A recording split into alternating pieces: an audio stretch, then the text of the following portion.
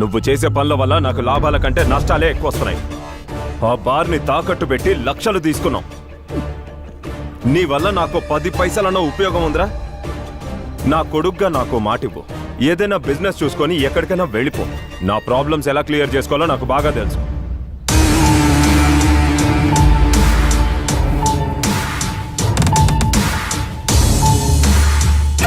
నిజం చెప్పాలంటే ఆ బార్లోనే మీటింగ్ పెట్టడం వల్ల పడుకున్నోడితో లేపి తన్నించుకున్నట్టు అయింది. ఏం కొడుకుల్ని అన్నారే? ఏంటి బా టెన్షన్లో ఉన్నట్టున్నారు? ఏం చేయమంటారే? మనీ లాండరింగ్ యాక్ట్ అన్నారు, ఆపరేషన్ షైలాక్ అన్నారు. వెళ్తే ఏమైందో చూసావుగా. ఇవి పాత రోజులు కావు. సారేసిన భయంకరమైన ప్లాన్ ఫ్లాప్ అయిపోవడం వల్ల బాల్కనీలో కూర్చొని చేసేది ఏమీ లేక బ్రాందీ తాగుతున్నాం. మనం ఎన్ని ప్లాన్లు వేసినా మనకంటే వాడు అడ్వాన్స్డ్గా ఉంటున్నాడు. ఒక్క దెబ్బ కొట్టామంటే వాడు జీవితంలో కోలుకోకూడదు. దానికి నువ్వు ఎంత ఖర్చు అవుతుందన్నా ఇవ్వడానికి నేను సిద్ధం.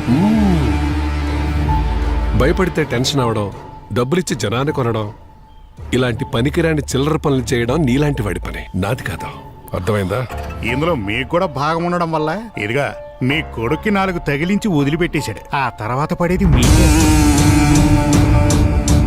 నేను కల్ప్రిట్ని కాదు రాజు, కల్పించుకునేవాడిని. మనల్ని ఊపిరి పీల్చుకోకుండా చేస్తున్న శత్రువుని ఏం చేస్తాం? దొరికే వరకు వెయిట్ చేస్తాం.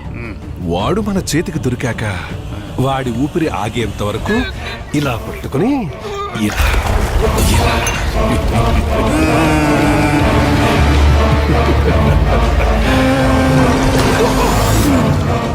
నేను ఒక్కసారి రంగంలోకి దిగితే ఎదుటివాడి పరిస్థితి ఇలాగే ఉంటుంది.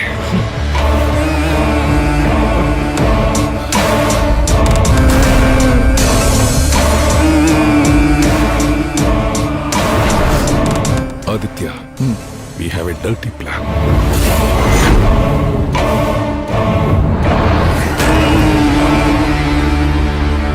మనం ఇంత యూనిటీగా ఉండి కూడా అతనికి భయపడాలని అర్థం ఏంటి?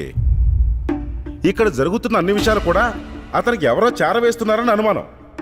మీరంతా అనుకుని ఒక నిర్ణయం తీసుకోండి. ఇప్పుడు అనుకునే ఏం ప్రయోజనం? నిన్నగాక మొన్నొచ్చాడు, అందరినీ ఆడిస్తున్నాడు. అందరం కలిసి ఈ విషయంలో ఒక మాట మీదకి వస్తే వాడు నోరు మూయించొచ్చు. ఏదైనా నిర్ణయం తీసుకుందాం అనుకుంటే ఈయన అడ్డొస్తున్నాడు. మీ పద్ధతి మార్చుకోమని నేను చెప్పడం ఇది 100వ. వాడితో కలిసి నువ్వు ప్లాన్లు వేస్తున్నావని తెలిసినా ఒకప్పుడు నువ్వు ప్రొడ్యూసర్ అని పాపం దెబ్బతిన్నావు కదా అన్న సెంటిమెంట్తో మన నుంచి వదిలేస్తున్నావు. ఆయన అడిగిన దానికి మీ సమాధానం ఏంటో చెప్పండి. ఇక్కడికి మీటింగ్కి రమ్మన్నారని చెప్పినప్పుడు అసలు మీరేం తీర్మానం చేస్తారో ముందే చెప్పేశాడు బాసు. ఫైనాన్స్ తీసుకుని ఎగ్గొట్టే కొంతమంది ఫోన్లు ఎత్తకుండా అవాయిడ్ చేస్తే వాళ్ళని వదిలిపెట్టేది లేదని బాస్ చెప్పేశాడు. అంతేకాదు, వాళ్ళు ఎక్కడున్నా ఎంతమందిలో ఉన్నా కూడా డైరెక్ట్గా వచ్చి అటాక్ చేస్తాను.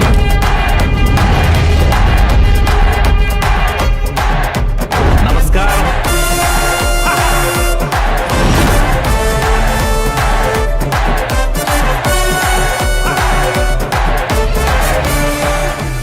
బాబ్జీ గారు చూసి చాలా రోజులైందే.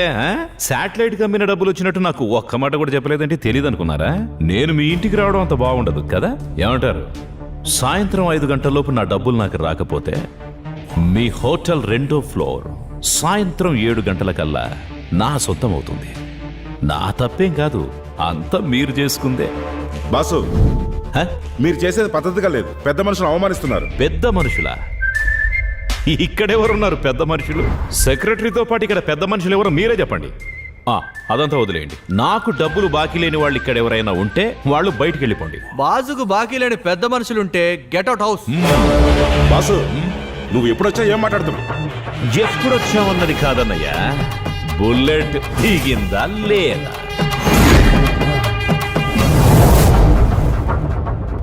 సెక్రటరీ, ఆ ఫోన్ చూస్తున్న పెద్ద మనిషికి నేను సెట్లోకి వెళ్ళి మరి వార్నింగ్ ఇచ్చాను. ఆ విషయం మీకు చెప్పాడా లేదా? లేదా? ఆయన గ్యారెంటీగా పెట్టిన ఇంటి పేపర్స్కి టైం అయిపోయింది. ఆయన నేనేం మాట్లాడలేదు. నిన్నటితో 6 మాసాలు అయిపోయింది. ఊరుకున్నా. మీరు చెప్పారు కదా పెద్ద మనిషి అని, అది ఆయనకు వర్తిస్తుందేమని చూశా ఇప్పటిదాకా. ఎందుకంటే పెద్ద మనుషులు కదా, సినిమాకు ఫైనాన్స్ ఇచ్చేంత వరకు ఫోన్లు కొడుతూ కార్లు వేసుకొని ఇంటి చుట్టూ తిరుగుతారు. ఎలా వసూలు చేసుకోవాలో నాకు తెలుసు. ఏవయ్యా ప్రతాపవర్మ నిర్మాత గారు, మీదేనా బయటున్న మెర్సిడెస్ కారు? మీ ఖరీదైన కారు కైవసం చేసుకున్నా. వద్దు బాస్, మా బాస్ ఒక మాట అన్నాడంటే అది వేదం. మీకు పుడుతుంది స్వేదం, మాకు మాత్రం వినోదం. హ. ఒక సెల్ఫీ తీసుకుందామా? ఆ. మాకు డబ్బులు ఇవ్వాల్సిన వాళ్ళ ఫోటోలన్నీ ఆల్బంలో ఉన్నాయి. మీ ఫోటో మాత్రమే మిస్ అయింది. మీరేమీ అనుకోవద్దే, ఓకేనా? ఎప్పట్లోగా అవుద్ది? ఇప్పుడు రియల్ ఎస్టేట్ బిజినెస్ చాలా డల్ అయింది కదా ప్రతాప్ గారు, మీరు కూడా కొంచెం ఆలోచించండి. ఏంటి డౌను? దీనికి దానికి సంబంధం ఏముంది? కావాలనుకుంటే ఫైనాన్స్ కూడా ఇప్పిస్తా. 1 డేలో మొత్తం పేపర్స్ అన్ని మీ పేరున ట్రాన్స్ఫర్ చేయిస్తా. మీరు చెప్పినట్టు వెంటనే ట్రాన్స్ఫర్ అయిపోతాయా? మీకు ఎలాంటి ప్రాబ్లము రాదు. మన వెనకాల ఉన్నది సిటీ పోలీస్ కమిషనర్ కదా. Police commissioner? అవును, ఆయన సైలెంట్ పార్ట్నర్. ఆ విషయం బయటికి తెలియాల్సిన అవసరం లేదు.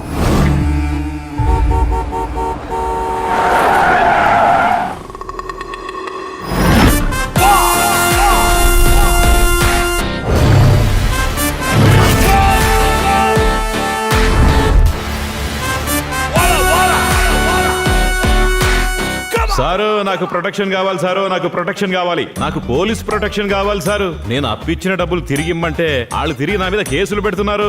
వాళ్ళ దగ్గరికి వెళ్ళి నేను డైరెక్ట్ గా డబ్బులు అడుగుతున్నప్పుడు గూండాలని పెట్టి కొట్టిస్తున్నారు సారు. నాకు ప్రొటెక్షన్ కావాలి సారు, నాకు ప్రొటెక్షన్ కావాలి.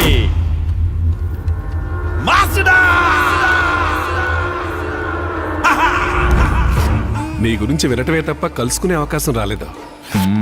నీ చాతుర్యం చేతువాటం నా కొడుకు దాకా వచ్చింది. నా కొడుకేదో ముచ్చటపడి ఫ్రెండ్స్ తో బిజినెస్ పెడితే అందులో కూడా నువ్వు వేలెట్టావు. నేను నిన్ను వదిలేస్తానా? నన్నేం చేయకండి సార్, నేను చేసిన తప్పేంటో చెప్తే చాలు, నేను సైలెంట్ అయిపోతాను. నువ్వు నాలాంటి పోలీసుని ఎప్పుడైనా చూసావా? నాకెక్కువగా దొంగ పోలీసులతోనే సంబంధం ఉందండి. నేను అలాంటి వాడినే కదా, అందుకని. అయినా పోలీసులకి రీజన్లు ఉండవని తెలుసా? కావాలంటే దోషిని నిర్దోషిగా మార్చగలం. అవును. ఆ నిర్దోషిని మాకు అనుకూలంగా మలుచుకొని దోషిగా కూడా నిలబెట్టగలం. ఆ, ఆ, మరి నువ్వు దోషిగా ఉంటావో నిర్దోషిగా ఉంటావో నువ్వే డిసైడ్ చేసుకో. నాకేదైనా ఒకటే. ఛ, ఊరికే అలా మాట్లాడి పాపం భయపెట్టకండి సార్. కళ్ళు బయర్లు గమ్ముతాయి, అంతేగా బాసు? నువ్వు ఏ ప్లాన్ వేసుకొచ్చినా నన్నేం పీకలేవురా. ఇప్పటికైనా అర్థమైంది అనుకుంటా నా వెనకున్న పవర్ ఏంటో. ఇంకోసారి నీ చాకచక్యం చూపిస్తే నేనే డైరెక్ట్ గా నీ ముందు నిలబడతా. సార్ బెంజ్కి సన్ రూఫ్ ఉందనుకుంటాను.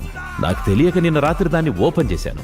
మొత్తం కురిసిన వర్షం అంతా కారులోనే పడింది. కోట్ల కారు పాపం కోనేరయ్యింది. సార్ ఏదో అనబోతున్నారు. ఇక మాటలు లేవురా. వద్దు సార్, వదిలేయండి. ఒరే బాసు, ఇవ్వాల్సిన బాకీ ఇస్తే తీరిపోతే. కానీ నువ్వు గూండాయిజం చేసి వసూలు చేద్దాం అనుకుంటున్నావు చూడు, అది అస్సలు కుదరదు. అదే ఆ క్లారిటీ కోసమే నేను ఇక్కడికి వచ్చాను. సార్, నా లెక్క క్లియర్ అయ్యే వరకు నేను ఎవ్వరిని వదిలిపెట్టను. అది కమిషనర్ ఇచ్చినా సరే, లేక డీజీపీ ఇచ్చినా సరే. నా లొకేషన్కి వచ్చి గొడవ చేసావు, నా కారు దౌర్జన్యంగా లాక్కున్నావు. అక్కడితో నీ లెక్క క్లోజ్. నువ్వు నన్ను ఇంత అన్పాపులర్ చేసినా కూడా నేను నిన్ను క్షమిస్తున్నా. అయ్యో పాపం, విశాల హృదయం ఉన్నవాడివి కనుక మా పాపాలు క్షమించేశావు.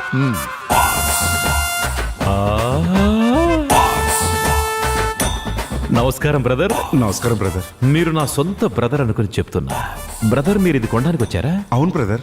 ఎంత తప్పు చేస్తున్నారు. నా పాటలు చూశాక కూడా ఉంటారా వెళ్తారా? Thank you brother. వెల్కమ్.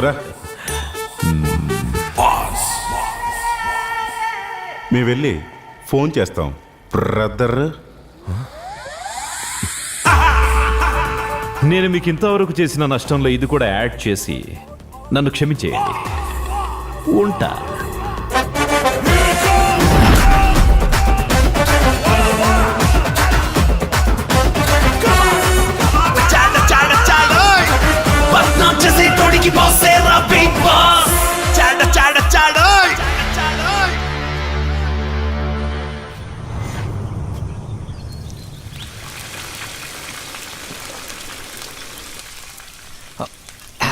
బాస్కి బాగా ఏగిందంటే చాలా ఇష్టం. అందుకని ఒళ్ళు దగ్గర పెట్టుకుని బాగా ఫ్రై చేయి. గరిటె పట్టుకున్నారు కదా అందుకని. ఒకప్పుడు ప్రొడ్యూసర్ని, ఇప్పుడు చూడు. ఇంకొంచెం వేగితే బాగుంటుందేమో. అంటే టేస్ట్ తెలుసు కదా, అందుకే చెప్తున్నా. ఏడి బాసు? వంజరం. ఈ వంజరానికి నేను పెట్టిన పేరు ప్రతాప వర్మ. ఇప్పుడు బాసు దీన్ని ఇందులో పెట్టి ఏపుతాడు అనమాట. ప్రతాప్ వర్మ ఏదో కొత్త సినిమా అనౌన్స్ చేస్తున్నాడంట. మరో బక్రాగడ ఎవడో దొరికాడేమో. వాడు మనలాంటి వాళ్ళు డబ్బులు కొట్టి సినిమాలు తీయడమే కాకుండా ఆ కమిషనర్తో చేతులు కలిపి చాలా వ్యవహారాలు చేస్తున్నాడంట. చేసుకుంటే చేసుకొని ఆ లొకేషన్ లో కూడా బాసు మాసుగా ఎంటర్ అవుతాడు, 2 పంచ్ డైలాగులు వేసి ఆ డైరెక్టర్ ఎత్తుకొచ్చేస్తాడు. ఇంతటితో ఆడిని వదిలిపెట్టేస్తే కుదరదు. మళ్ళీ ఎవడో ఫైనాన్సర్ కాళ్ళు పట్టుకుంటాడు, ఇదే రిపీట్ చేస్తాడు. అందుకే ఆడి విషయం సీరియస్ గా తీసుకోమని ముందే నీకు నేను చెప్పాను. ఇప్పుడు చూడు, మన డబ్బులు రావట్లేదు, ఆడి పనులు ఆగట్లేదు. ఏంటి ఫోన్ ఇది ఆనట్టుందే. Breaking news. నగరంలో ప్రముఖ వ్యక్తి ఈ రోజు కిడ్నాప్ చేయబడ్డారు. ఆ వివరాలేంటో చూద్దాం. ప్రముఖ సినీ నిర్మాత ప్రతాపవర్మ కుమారుడు ఆదిత్యవర్మ కనిపించట్లేదని ప్రతాపవర్మ పోలీసులకు కంప్లైంట్ ఇచ్చారు. ఇప్పుడు ప్రతాపవర్మ మీడియాతో మాట్లాడుతున్నారు. మా వాడు చదువుకోవడానికి ఆస్ట్రేలియా వెళ్ళాడు. ఈ మధ్య ఇండియాకి తిరిగి వచ్చాడు. ఇప్పుడు సడన్ గా మిస్ అయిపోయాడు. ఏమైందో ఏంటో వివరాలు తెలియట్లేదు. సార్, మీ అబ్బాయి చదువుకున్నాడు, పైగా మేజర్. రాత్రి నుంచి కనబడట్లేదని కంగారు పడుతున్నారు. అయినా పోలీస్ కేసు పెట్టాల్సిన అవసరమే వచ్చింది సార్. సినిమాల్లో డబ్బులు పెట్టే విషయంలో మా కుటుంబంలో కొన్ని గొడవలు జరిగాయి. మా అబ్బాయిని తన ఫ్రెండ్ని ఒక బార్లో కొంతమంది బెదిరించారు. వాళ్ళ మీద కంప్లైంట్ ఇద్దాం అనుకునే సమయంలో వాడు మిస్ అయిపోయాడు. నేను టైంకి డబ్బులు ఇవ్వలేకపోవడం వల్ల వాళ్ళు నన్ను నా కుటుంబాన్ని ఏం చేస్తారో అని టెన్షన్గా ఉంది. మాకంటే మా అబ్బాయి ఏమైపోతాడో అని భయంగా ఉంది. సార్, మీకు ఎవరి మీద ప్లీజ్ ప్లీజ్ నువ్వురా. తన కొడుకు కిడ్నాప్ వెనక ఒక ప్రముఖ ఫైనాన్సర్ ఉన్నాడని ప్రొడ్యూసర్ చెప్తున్నాడు. కెమెరామెన్ శివారెడ్డితో నాగార్జున రిపోర్టింగ్ ఫ్రమ్ హైదరాబాద్. బాలకృష్ణ, నాకు మంచి పని పడింది. నేనేంటో తెలియజెప్పే ముఖ్యమైన పని చెప్తా. నేను అక్కడికి వెళ్ళొస్తా. మేము కూడా రామా? అక్కర్లేదు. ఆ?